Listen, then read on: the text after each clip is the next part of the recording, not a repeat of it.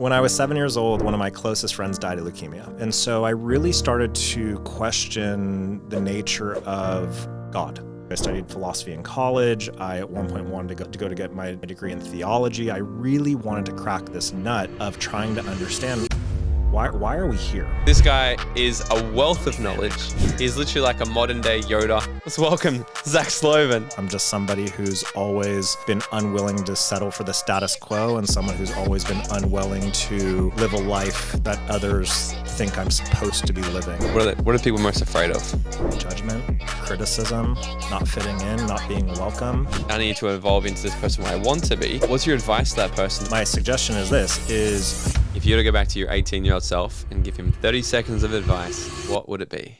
My initial answer is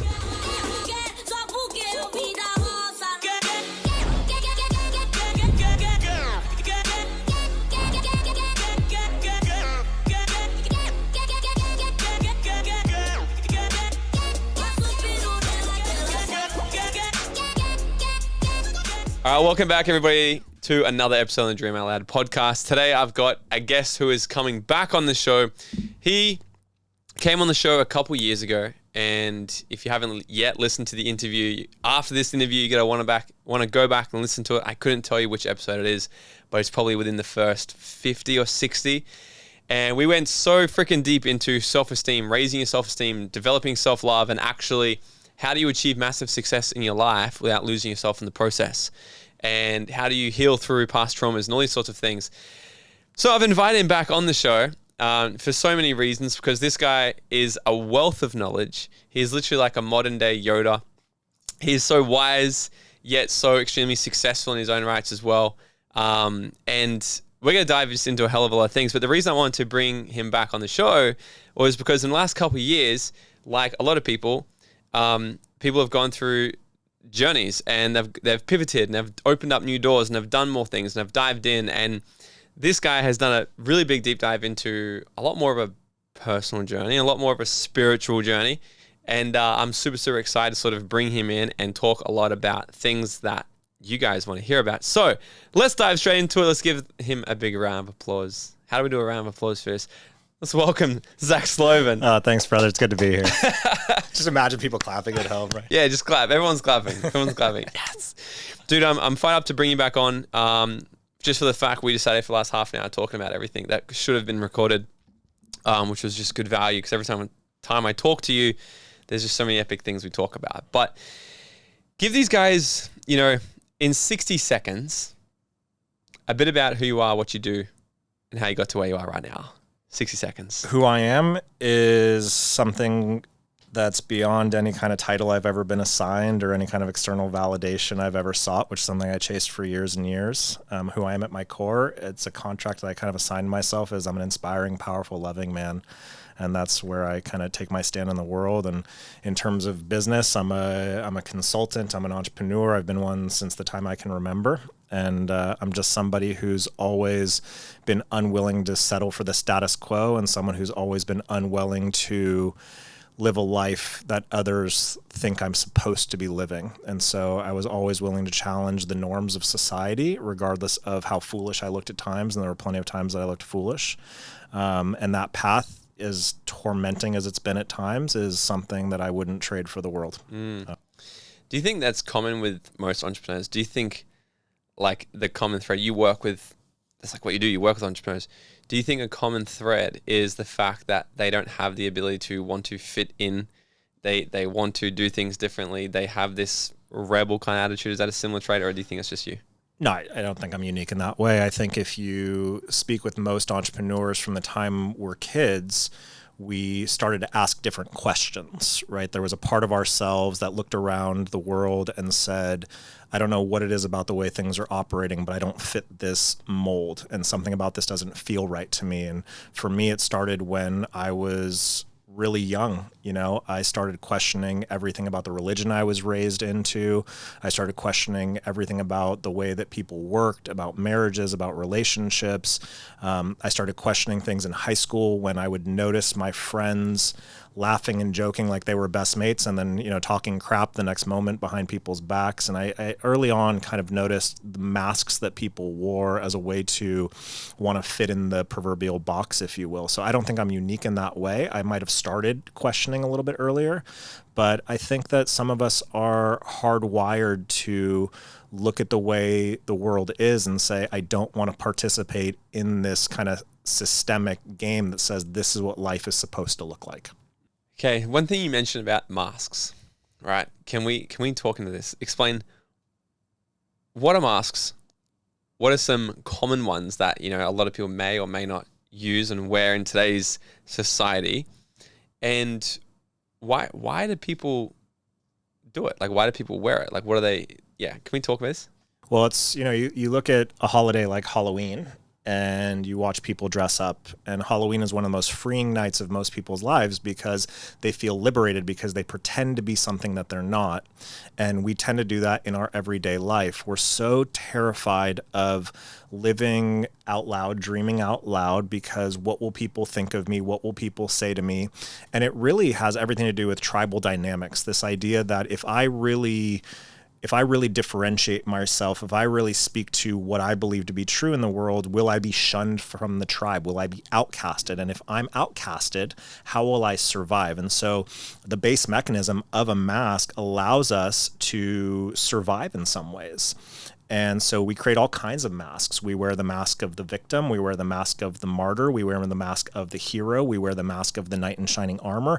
We wear the mask of mommy or daddy's best little boy or best little girl or best little person. We wear the mask of the sophisticated business person. We wear the mask of needing to look good in everything we wear. We wear the mask of looking rich rather than being rich, right? We wear all these masks just so people like us and want to be around us, and so that we're accepted. And what I've learned in my life in terms of the mask is that the game really changes when we go from look at me to here I am. Here I am with all of my scars, with all of my mistakes, with all of my shame, with all of my guilt, with all of the ways in which I've messed up. This is me, and I've accepted these things, and I've accepted these parts of me, and I've come to accept these parts of me such that I can integrate them into my whole body. And when we talk about the word integrity, oftentimes you hear somebody say, well, they're out of integrity because of a moralistic choice. And that's rarely what being out of integrity is. When we're out of integrity, it's because we haven't fully integrated all the parts of ourselves. And so again, we wear these masks because we don't want people to see all of those parts. Why is that? What are people most afraid of? Judgment, criticism, not fitting in, not being welcome, being objectified, being subjected to ridicule, being subjected to a narrative says that you're not one of us, you don't belong here. And is this a perceived fear, or is this an actual thing? So when people actually integrate the things and they become okay with the parts of them that they're not socially acceptable or whatever, is this a perceived fear that they're not going to fit in, like that they've created in their own head, or is it actually a physical?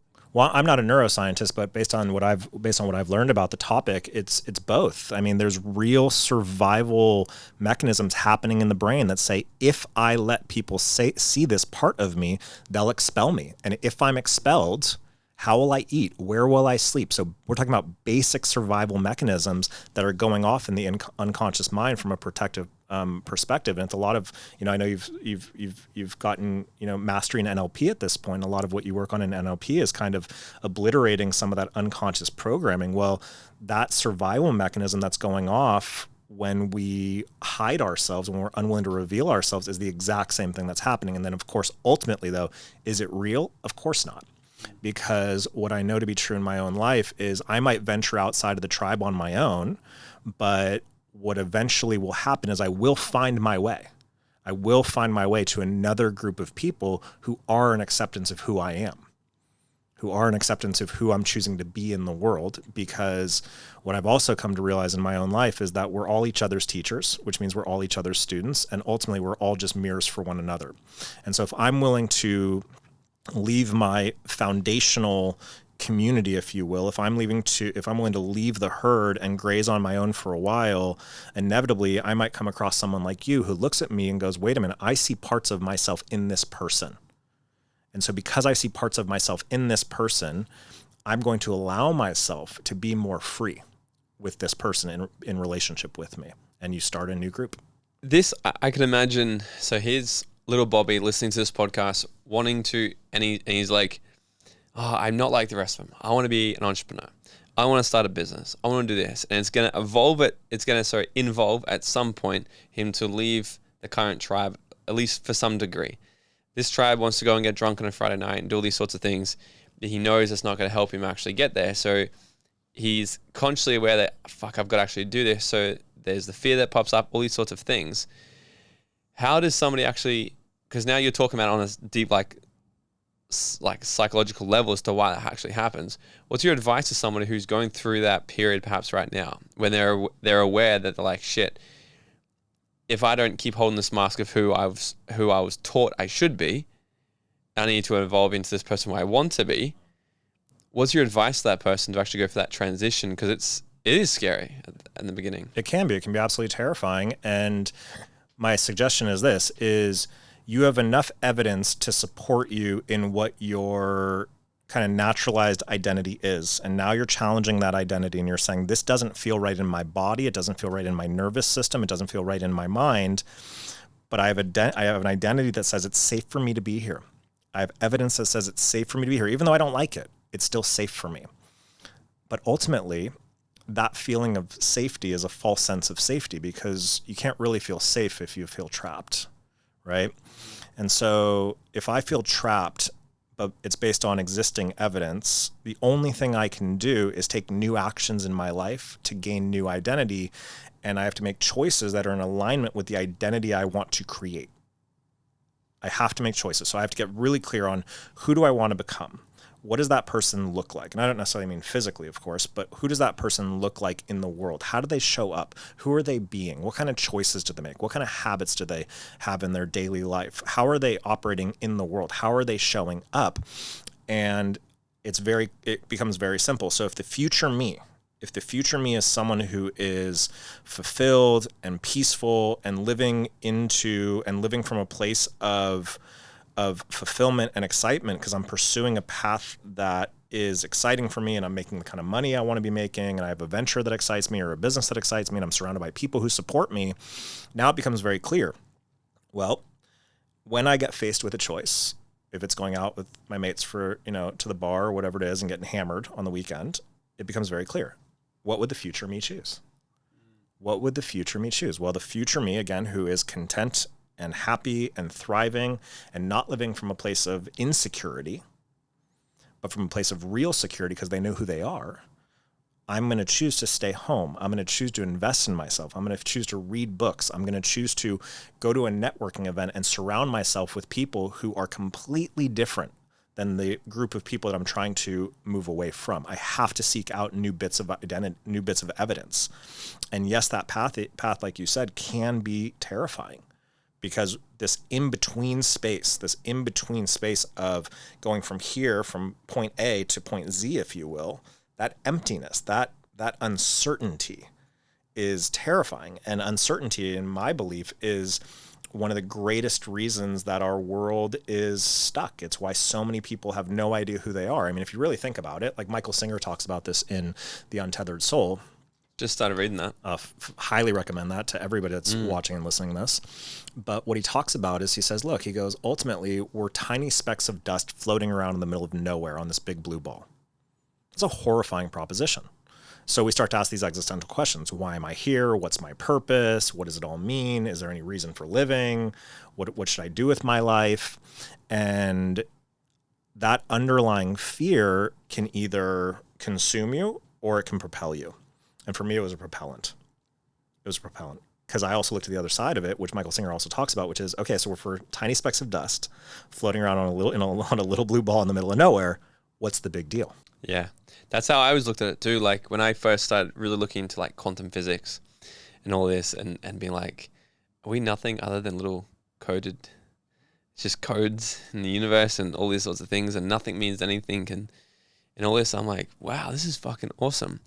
Because, and I was literally sitting next to somebody and they're like, oh my God, this means my life is nothing and da da da.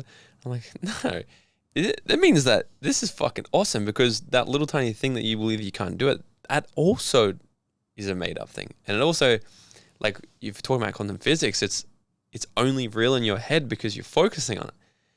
And once getting that, I was like, oh, nothing means anything. How sick is this? And I'm like, so I'm just going to choose to experience and enjoy and do all this. And it's the perception of how you look at it, right? Perception is everything. And for me, there's the old saying that perception is reality. And I don't entirely agree with that necessarily. I believe that how you respond or react to what you perceive is what becomes your reality. And perception is the thing that separates us, for the most part, from all other animals. Perception and choice are our two superpowers. And most people are victims of circumstance, and they don't believe that at any given time they have the choice to choose something new. And it doesn't mean that I'm going to make a new choice and snap my fingers and all of a sudden it's all, rainbows and cotton candy and I'm riding on unicorns. But it does mean that, again, in any given moment, no matter what kind of circumstance you're facing, you have the power to choose. And when I learned that at 24 years old, that was really the beginning for me of understanding that my life could look any way I wanted it. And it's a compilation of not just these big macro choices of what am I going to do with my life and what's my career and, do I pursue this, person that I have a love interest in or anything along those lines. It's what do I choose when no one's watching? That's actually what you said in our last interview. Buck, you said something like that, didn't you? Talking about integrity. Oh, it's coming back to me. It's like, it's who are you? What are the things you're doing when no one around you is watching? It's mind blowing actually, because you were the first person who said it to me, and then now, like, because that was only a couple of years ago. It's mind blowing the things that have changed in my life since that. Because I remember we first started talking about it. I was like, there was certain things I would show up, like I had vices in my life. I'd do shit. I was like, fuck, and I'd be like, oh, I'm not gonna tell anyone about that. It's not gonna look good on my brand or whatever. And I think, then you said something. You're like, yeah, it's something about it's not who you're showing up as right now. It's what you're doing when no one's watching. I was like, fuck, because it's not about what other people around you are seeing or whatever. It's like, because then we live ourselves every single day. And but just hearing that, we dived right. So guys, go back and listen to that first episode. I probably just butchered everything you probably did say, but I opened up a little bit for them. But it's such an interesting thing. That was a big pivoting point for me because I thought I was living a life that was integral and doing the things I said I was doing and all these sorts of things. But then I had vices in my life.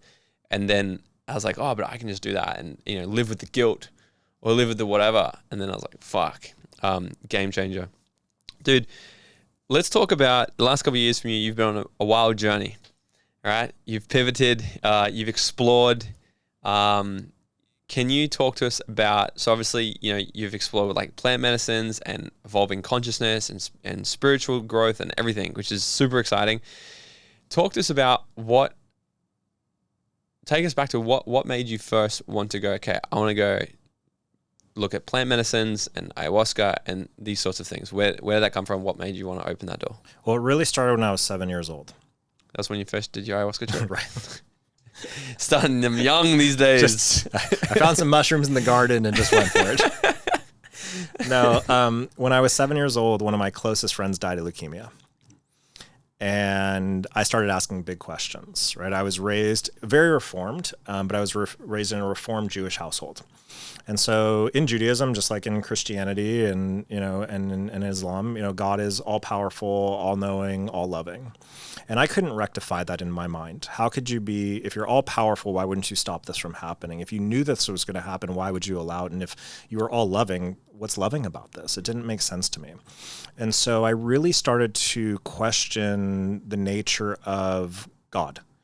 And from the time I was 7 years old, I started asking all these really big existential questions. And I spent years and years pursuing a variety of paths. Like I told you, I studied philosophy in college. I at one point wanted to go to get my degree in theology. I really wanted to crack this nut of trying to understand, well, why are we here? And is there something more to life, or are we just here, to wake up, go to work, have kids if you choose to, get married, and then die? Didn't make sense to me. Nothing added up to me about life. And so I was a seeker from the time I was a little kid. And I started reading a variety of books, and I found myself in personal development and things like that. So the spiritual asking was something that was always around in my life. And I had these moments where I felt like there was a higher power, and I felt like this higher power was working in my life. And I still found myself wanting, if you will, because I didn't have that empirical evidence. I didn't have that direct experience of, yes, okay, for sure, there's something larger at play. And for years and years along that journey, I also suffered with terrible mental health challenges. Terrible. I don't know if we talked about this on the last show. We might have, but at one point I was suicidal. I was dead broke at 27, living on my mom's couch, and I would ask myself two major questions, which would be question number one, what would be the least painful way for me to kill myself? Question number two, what would be the least painful way for my mom to find me? And what I couldn't rectify in my own mind was I had all these people in my life that are like, oh, you're so smart, you have so much potential, you're so talented. And yet I looked at my results, and everything I looked at was a failure. The businesses I had started had failed. I'd been engaged to be married. I called off a wedding. That was a failure. Everything I did was failing. And so that didn't add up too. And so I constantly was in this cycle of getting going on something, letting it fall apart, and then I was depressed again. And so when I was 30 years old, one of the most important days of my life happened. I went to my mom, who is a psychotherapist, and I said, Mom, I'm really depressed again. And I said, I think I want to try and get back on antidepressants, which I had done to stabilize myself when I was suicidal for a small period of time. And she said, okay. So I went to my psychiatrist, and I sat down, and she started asking me all these questions. And she said, Zach, has anyone ever posited the idea to you that you have ADD? And I was like, no. And she said, I want you to read this book. And the book was called Driven to Distraction. And I started reading this book, and it was all about neurodivergency. And it was all about our brain chemistry.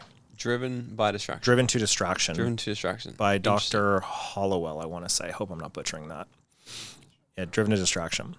And I was reading about this book, and what I found was that depression was symptomatic of ADD. My neurodivergence was causing the depression. Essentially, do you have ADD? Yeah. So essentially, the way she described it was, she was like, imagine that your brain is a cell phone signal. Well, someone who's not ADD has a full charge, right? 3 or 4 bars, whatever it is. Me, I had like 1 or 2 bars as an operating system. So for me, there was this massive liberation, because I was like, oh my God, now it makes sense. There's something chemically imbalanced in my brain. There's not actually anything wrong with me. So that sent me on a quest of focusing on how do I improve my brain. What's up, Dream Nation? Have you ever wondered how far ahead your life would have already been if you had got access to this type of content at a younger age? Look, this is why I need your help. I'm trying to build the #1 personal development platform out there to teach you guys the tips, tricks, and attitude of what it takes to live your dream life, and to bring the type of education that we all wish we had in school. This show only grows by word of mouth and new subscribers, so it would mean the world to me if you could smash that subscribe button right now, leave us a 5-star written review, or drop a comment below, and share this episode with a friend. I would be forever grateful. All right, now let's get back into this episode. That's wild, because I never would have, you are one of the most focused, present people. I never would have thought you were a distracted, so I'm curious to hear you've probably found ways to. So keep going on, because this is curious, because I think everyone, I know it's huge in America, everybody has ADD in America. It's it's a pharmaceutical thing, it's probably lots of things will create it, but here it's also, I just see it rising and rising and rising, and everyone almost self-diagnosing, and then be like, oh, give me, so yeah. So for me, the way that it manifested was, and to this day I struggle with massive amounts of procrastination. I'm incredible at procrastination. Incredible. I can be really lazy at times. I can be aloof. I can be emotionally detached. I can be disconnected. And I can really shut down for days at a time. I have an insane ability to sit on a couch and do nothing. Just nothing. Scroll, watch things on Netflix, things like that. And when I learned about this, yes, I did start to put new things into play. And at one point I did get on Adderall, and it helped me, but I don't like pharmaceuticals. It's not really my deal. I don't even like taking Advil when I have a headache or a Tylenol. I've always been more holistic. And so I started looking for all these different avenues of improving my brain. Well, fast forward, I'd had a lot of success in my life. I met my soulmate. I have an amazing marriage. And about 3 years ago, my wife had been really sick. She got really, really sick. And COVID happened, and we're in lockdown. And at the time I was living in La Jolla, California, which is a really beautiful neighborhood right by the beach, and, very blessed to live there. It was kind of always my dream board. I live in an ocean view home in La Jolla, California, and here I am in this house that was that description. And I have a great business, an amazing wife, a community that, that supports me and loves me, and where I'm accepted and I can be myself. And yet here I am again, terribly depressed. And no matter what I did, no matter how much I wrote in my gratitude journal or how many daily affirmations I did or whatever it was, I couldn't quite get why I was depressed again. Because on paper, you'd look at my life and be like, what an asshole. He's not allowed to, how could he, right? What an asshole that this guy, is depressed. Look at his life. I would kill for his life. And so I said, okay, back down the rabbit hole we go. And so I found my way to a functional medicine doctor in San Diego, and we did some tests on my neurotransmitters. Cool. Did a test on my neurotransmitters. So it measured things like oxytocin, serotonin, Wow. dopamine. Where did you get this done at? What's he called? This was through a functional medicine doctor. Functional medicine doctor. I wonder if we can do it here. Yeah, probably. I'm sure you can find it. Neurotransmitter test. Yeah. And the results come back, and he looks at the results, and he looks at me, and he said, Zach, he said, I'm shocked that you've achieved as much as you have with your neurotransmitters being like this. Shocked. Because let's say that, and I'm making this up, okay? Someone would challenge this. I'm making this up. Let's say that that a healthy range of serotonin, let's do it on a point scale, is say 40 to 100 points. I was at 7. Okay, same thing with dopamine. I was at a 12 on a scale of, say, 50 to 150 in terms of points. So again, here's this evidence that my brain isn't firing the way that it should be. Now, this had the opposite effect on me. When I found out I was ADD, I got excited because I felt, oh, cool. Okay, I can use nootropics. I can use Adderall. I can just find ways to improve my focus and get things done. And I did that. But really what I was doing was using sheer willpower to get there. So when I found out about my neurotransmitters, I felt defeated.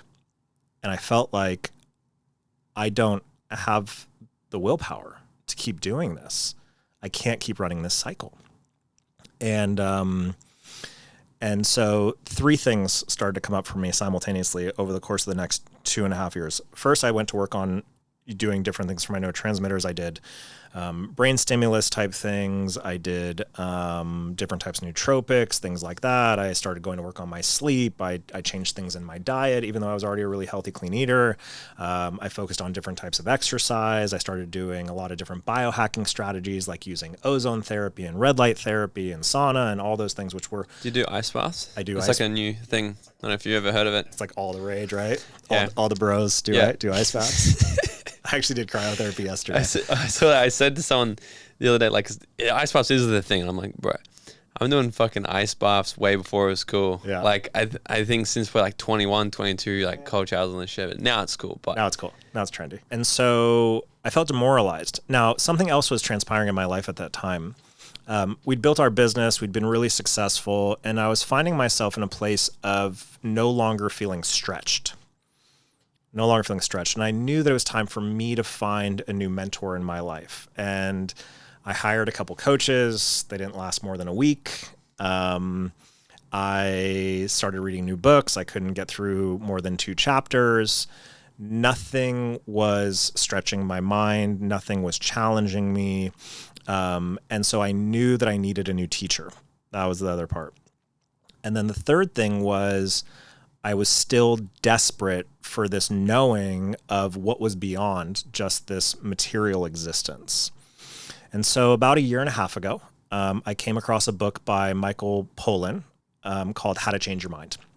And Michael Pollan is an investigative journalist, and he took an investigative journalist's skeptic's approach to plant medicine.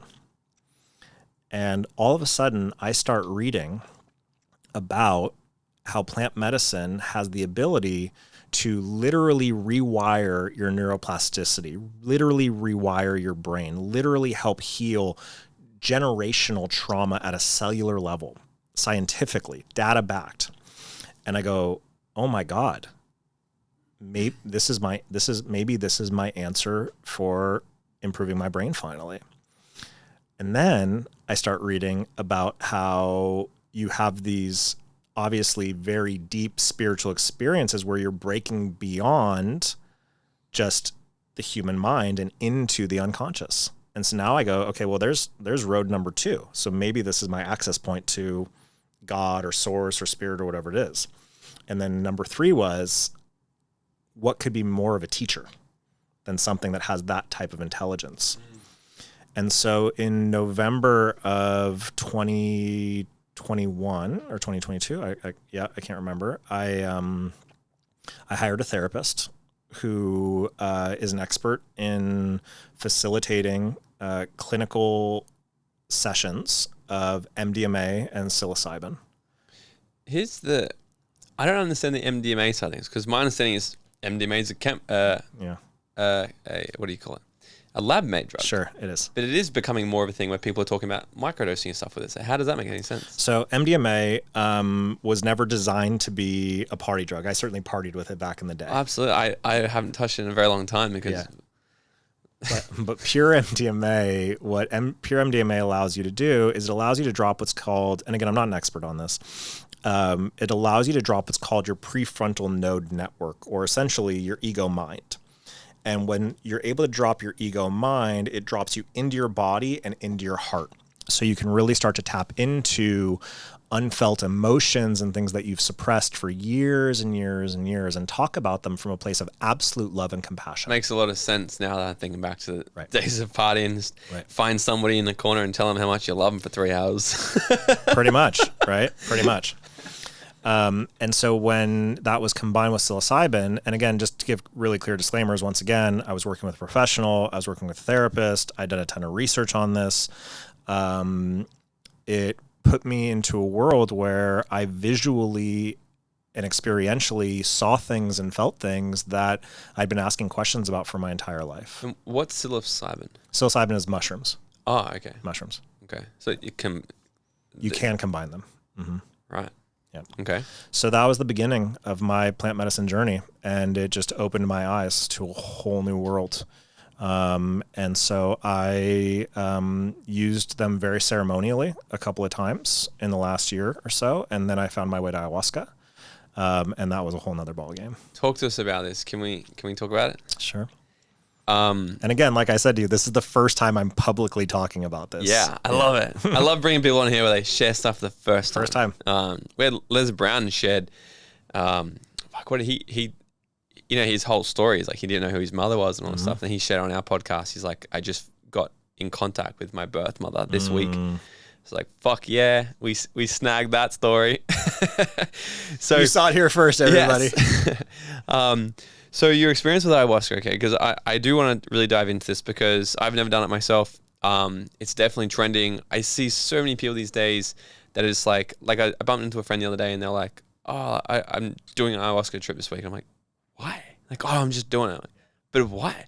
Like, I've been offered it so many times, but I've always just sort of looked at it as because I understand the healing aspects of it. I understand the teaching aspects of it. And at least my intuition has told me, and I've heard this so many times from actual shamans and people who have been experiencing this for 30 plus years. And we're like, when it's your time, you'll get it. You'll just know it. And I've not had a resistance to it, but sort of been like but I've seen lots of people these days doing it because they want to be fake woke and shit. So can we talk about that, like your experience with it, and I guess even your opinion around people wanting to do it just for the sake of doing it? Well, let's talk about that part first.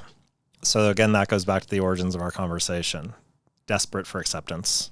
Yes. Desperate for acceptance, wanting to do what the cool kids are doing, wanting to be seen as equal, wanting to be, again, accepted with what everyone's doing. And, you see I'm not a huge fan of the term influencer, but you see your favorite quote unquote influencer saying, oh, I just got back from an ayahuasca journey, and you automatically make the decision of like, oh, cool, I got to do that because, so-and-so did it. And that couldn't be further from the truth. It's really important that you sit ceremonially. It's really important that you choose into it from a conscious place. It's really important that you sit with people who are stewards of the medicine, people who have lineage with the medicine, people who are in alignment with the medicine. It's really important that you work inside of a program that offers integration, because it's not like you go, you do ayahuasca, you see God, and all of a sudden like your life is magically better. You have to integrate what you experienced, and it's certainly not for everybody. There's absolutely certain contraindications and people who have had certain psychological experiences where until they've gone through a variety of mental health tests and things like that, it shouldn't even be a conversation. And at the same time, what you're seeing plant medicine do in the space of alcohol recovery, PTSD, trauma, things like that is remarkable, especially when you counter it against, typical antidepressants and things like that. And that's not to say that there isn't a place for pharmacological medicines, like an antidepressant, under the right supervision. So I'm not going to sit here and tell everyone that's watching this, you need to go do plant medicine, you need to go do ayahuasca. That's the last thing I would ever do. I feel a deep responsibility to also protect the medicine and to steward it. For me, it's like what you said. I knew that I was called to sit with that sacred medicine. I knew that I was called to sit with mushrooms in a ceremonial way. I knew that the teacher was calling me. It's like the old saying, when the student is ready, the teacher appeared. Well, it kept appearing. And I'd been invited to sit with ayahuasca multiple times, over the last 5 or 6 years. And every single time I'd say yes, because I'm open. I'm like, yeah, I'm a yes. Let's try it. But every single time I'd say, okay, I want to go to that ceremony, something in my life would come up. Every single time. And that's part of our learning also. That's part of our journey. How do you know the like, looking back on it now, how do you know if you're being called or just being open-minded? That's a great question. I think a lot of that comes back to how in tune are you with your own body? How in tune are you with your own inner knowing? Are you reacting to it because it's like, oh yeah, that sounds like something I want to do? Or is there something stirring inside of your soul? Is there something speaking to you on a deeper level beyond your mind? Is there something that really resonates with a deep level of awareness that says, this is right for me because I know that this is what's right for me. And I don't know what's on the other side of it for me, but I'm willing to explore it. And for me, part of it was looking in my office, and I'm, and I love books, and I'm surrounded in my office by hundreds of books. And I looked at all these books and I was like, these have been amazing teachers for me. And I'm still asking all of these questions. There's gotta be something deeper for me. And based on all the research I did and all the people I'd talked to about it and all the documentaries I'd watched, there was a resonance for me where I knew intuitively that this was my next teacher. So what did you learn from it? Well, it was a compilation of all the different medicines that I've sat with, but ayahuasca, the best way I can describe it is I went into ayahuasca carrying a ton of resentment, a lot of anger, a lot of sadness, a lot of fear, a lot of uncertainty because of some things that had transpired in my business life and in my personal life with people who I'd been in deep relationship with, and things took a turn that I'd never expected them to take. And for as much processing as I was able to do from a logical place, I still was carrying a ton of hurt inside of me. And the best way I can explain this is when I went in, it was as though I had this massive spool of yarn, those giant spools of yarn. So, yarn. Like, in Australia, it's different. I don't know, man. When you... Yarn means talk. Oh my God, the Aussies. Have a yarn, mate. Bro, like when you see a person like make a blanket with something, when they wool, yeah, wool. Sure, wool, okay. Yeah, perfect, wool, yeah, like wool. Yes, wool. Okay, for example. So imagine just this giant giant amount of twine or wool just trapped inside of me, and what ayahuasca did was it came in and literally just released it, and I could feel it releasing cellularly, and I could feel it shaking out of my body. And there absolutely are purgative effects of ayahuasca. Like, I vomited a ton. Yeah. A ton. Not everybody does. Yeah. but I did a ton. And as soon as I was done vomiting, I opened my eyes and I looked up, and we had a ceremony, what's called a maloka, or a temple. And the roof of the maloka had been blasted open, and my eyes were wide open, and I saw things that I'd only read and heard about. And it was the first time where I had a direct experience that all of the things that I intellectually understood to be true about the universe and about, again, God, source, whatever you want to call it, for me, in what I saw, got solidified in that moment. You know what worries me that I think about is opening up Pandora's box. Sure. And like, I was having a conversation with my partner because she's experienced it and I haven't. And we're talking about it, and she's like, that is the thing. She's like, once you're aware of something, you can never become unaware of it. And I'm like, it's kind of like, I almost feel like it's ignorance is bliss kind of. What's your experience on that? Like, of really opening up this dimension and experiencing what you've experienced? Regardless of what I've now experienced through plant medicine, whether it be mushrooms or ayahuasca, regardless of my knowing and seeing beyond, just our five senses, I still know that in my conscious body, I have this one life. That's all I know. And in this one life, my only fear is laying on my deathbed and wondering what if. And so I'd rather explore my consciousness. I'd rather find out what's there, because I don't think that there's any part of me that will look back and be like, oh man, I'm really bummed out that I, explored every aspect of who I am beyond the thoughts, beyond the judgments, beyond the criticisms, beyond, what I do for a living, beyond the money I've made, blah, blah, blah, blah, blah. I know for sure now, without a doubt, that was something that, like I said, since the time I was 7 years old, that I had to know. For me, I had to know. You know what I mean? And again, I honor you. If you have resistance to it, like, I'm not going to sit here and try and enroll you into doing plant medicine at all. I'm not. I think that there's absolutely something to be said about opening Pandora's box. And at the same time, if you're surrounded by a team of people who know how to help you integrate that experience on a day-to-day basis, that's where the real work is. Again, it's not about just doing the journey. It's about, how do I integrate what I've learned? How do I carry, this knowing for me? How do I carry it with me? How do I carry the release of this judgment, the release of this anger, the release of this trauma? How do I carry that and implement it into my life such that it impacts me in a healthy way on a day-to-day basis? So, yeah, talking to that. So why is the integration so important? Well, actually, I think it's quite obvious why it's important. But what is the process of actually doing the integration? Because you could also, this is, I talk all the time. I say there's 3 levels of learning. You can know information, understand it, and then you can embody it. And we don't live in an information lack society. There's information everywhere. There's more and more every single day. But most people don't embody the things they think they know. Like we talked about before we started, right? It's like you try to actually do the things you teach, right? Because you embody it. So the integration practices, people could they just do similar sorts of things when they leave a personal development event? For Sure. One of the biggest reasons that most people revert back to their base level of thinking after a personal development is because they don't do integration. Yeah. So what's the process of integration your learnings look like? So actualizing what I've seen and what I've experienced. So I've now seen and experienced, for me, right, that we are of a singular consciousness, that we come from this amazing, loving, divine source, right? And that in the ether, in the cosmos, is this amazing, amazing, infinite expansion that I come from. Right?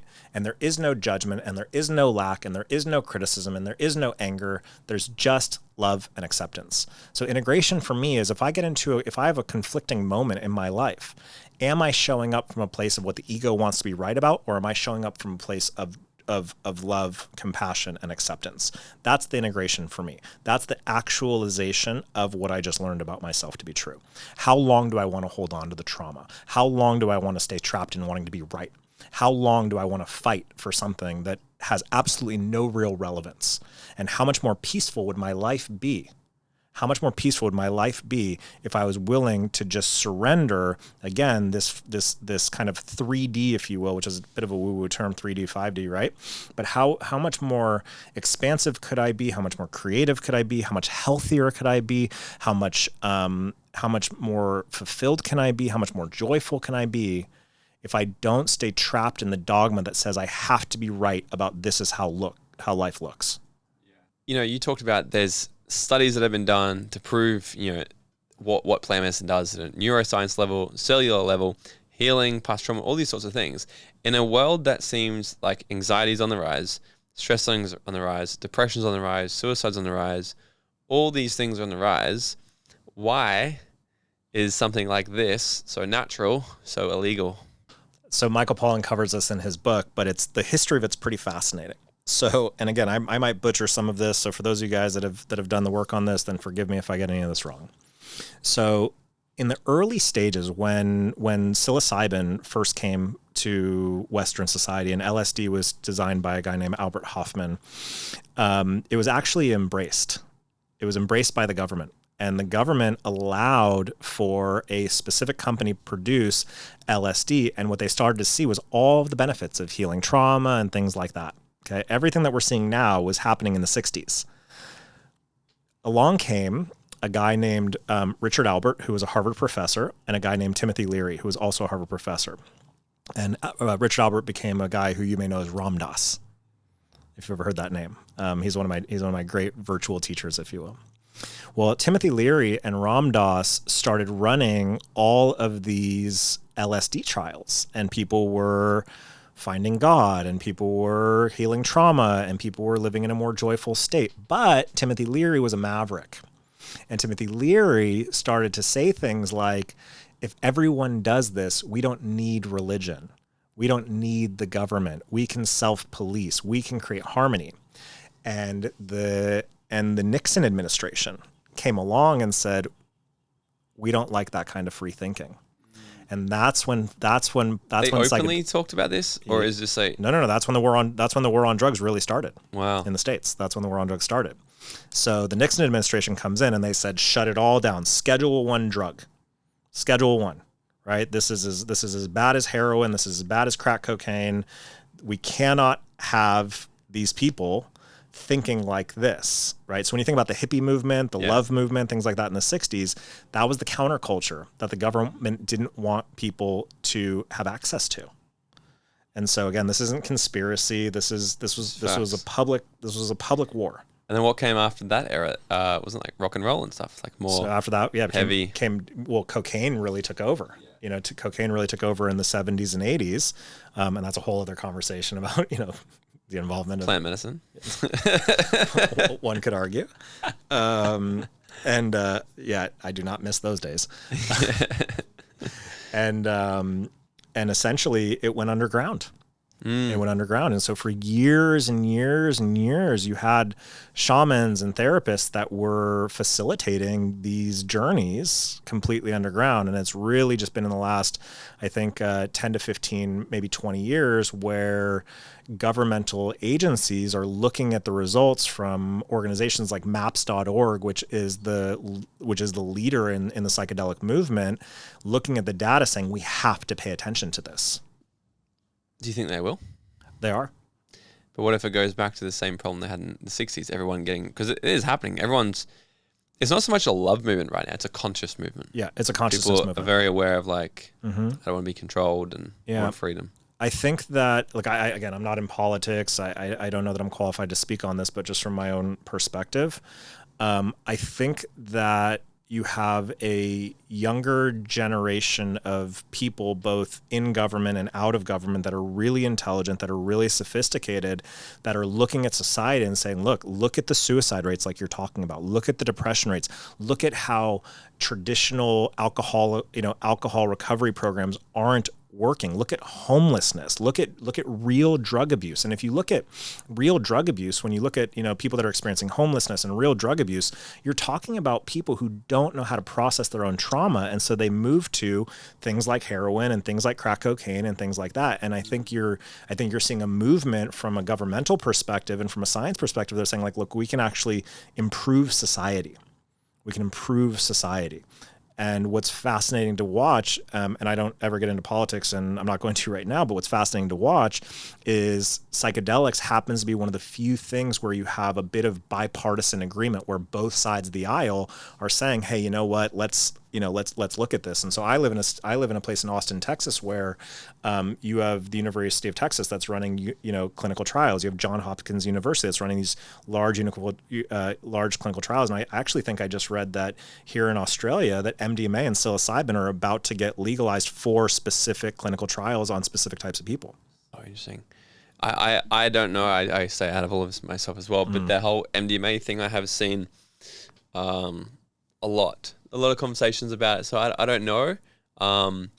But yeah, I think I was having a conversation with a friend the other day actually, because like about mushrooms and everything. I'm like, how actually normal it is. And I started talking about, like, I just got back from Egypt. Now this is a straight conspiracy, just my belief. I haven't heard this. After visiting Egypt, have you been in Egypt? Not yet. Visiting Egypt and hearing the stories of the pyramids and all these sorts of things, and the stories of how the pharaohs, they're just non-existent. And after doing a massive deep, I interviewed Dr. Adriana James, who is like leading NLP and Huna teacher in the world. And we started talking about all Huna philosophies and all the ancient tribes. And the commonality, every single one of them have their own plant medicines, or they have their own sort of practices like that. And then, now I love a good conspiracy. So I decided to think, I was like, well, what if the pharaohs were just cooking up some sort of natural thing that allowed them to tap into the most highest form of consciousness they could, that built these pyramids that are in perfect angles together, that still to this day, no one's been able to figure out how they did it. And still to this day, no one's been able to figure out how to mummify somebody like they did back then. When I visited all that, I just came to my own conclusion, be like, man, they must have been, they knew shit we didn't know. And someone must come along, perhaps, this is straight just my theory, someone must come along to be like, fuck, they knew too much, we need to stop this. It's very possible. There's a lot of, and again, this is really, this is confronting for a lot of people, but there's plenty of evidence that in the pre-Judeo-Christian religions, there was the use of plant medicine. There's evidence of the Greeks using psychedelic medicines, things like that, So it's, again, there's more and more evidence that's coming out that's essentially shattering all of our previously held beliefs. So is there going to be a segment of society that fight to be right, to hold on to what they believe to be true about this? Absolutely. But ultimately, people of free will who choose into this, and I know people who are extremely conservative, extremely religious, and they've chosen to go down the plant medicine space, and they're looking at it going like, everything that I taught isn't necessarily true. See, this is why I wanted to bring him back on. I love it, dude. Where can everybody find you and follow you on social media? Instagram is cool. Yep, just Instagram. What is it? Just at Zach Slobin. Yeah, beautiful, dude. And I don't know if you remember our last question, but to wrap this up, if you were to go back to your 18-year-old self and give him 30 seconds of advice, what would it be? I always love this question. I do. My initial answer is always don't change a thing. The deeper answer is to know that all of the judgment, all of the criticism, all of the doubt, all of the guilt, all of the disappointment, all of the heartbreak, all of the trauma is creating a platform with which you can walk across and arrive at a place where you're going to find yourself in a place of fulfillment and joy and contentment and acceptance and wisdom, and that you're being perfectly prepared for everything that you've ever desired, and that ultimately you can't get it wrong. Thank you so much for listening. And if you got value from this episode, it goes such a long way. If you can just take 20 seconds of your time, leave me a 5-star rating and written review, then screenshot this episode and share it to your story. And make sure you tag me for that shout out. And until next time, guys, go out there and dream out loud.